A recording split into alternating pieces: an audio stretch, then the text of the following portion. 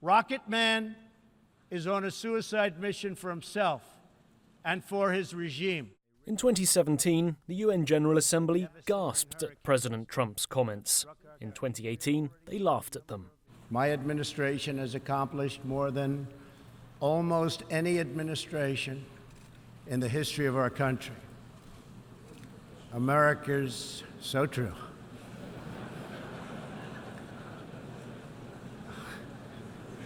Didn't expect that reaction, but that's okay.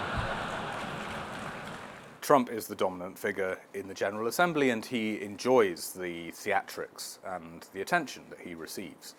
But it's worth saying that I think that there will be a lot of people in this room who are hoping that they don't have to see him very many more times at the UN. The feeling is probably mutual.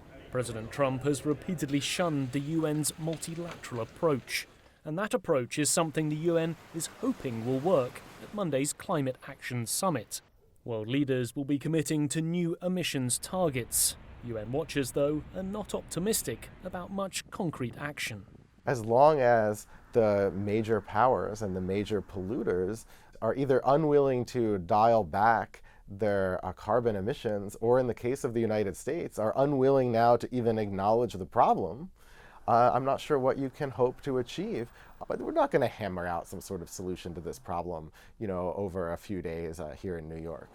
The issue of Iran will also loom large. The 2015 nuclear agreement is in tatters since Washington withdrew last year. And with the US imposing multiple rounds of sanctions and accusing Iran of attacking tankers and Saudi oil facilities, tensions between the two countries is worryingly high. It seems that President Trump's gut instinct is to avoid military conflict, which is a good thing, and the departure of his national security advisor, John Bolton, who was very much in favor of an extremely hardline approach, that may open the door for Trump to do something very Trumpian, which would be to perhaps have a meeting with the Iranian leadership when they're in New York. But to place bets on that would probably be foolish. In his maiden speech to the General Assembly, Pakistan's Prime Minister Imran Khan is expected to accuse his Indian counterpart, Narendra Modi, of torture and terrorism in Kashmir. They'll speak just hours apart on Friday. And with both countries holding nuclear weapons, they'll likely feature at Thursday's high-level meeting on nuclear disarmament.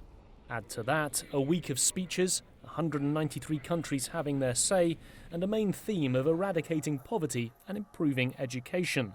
Once again, it's an ambitious agenda for the world's main governing body. Nick Harper, CNA, New York.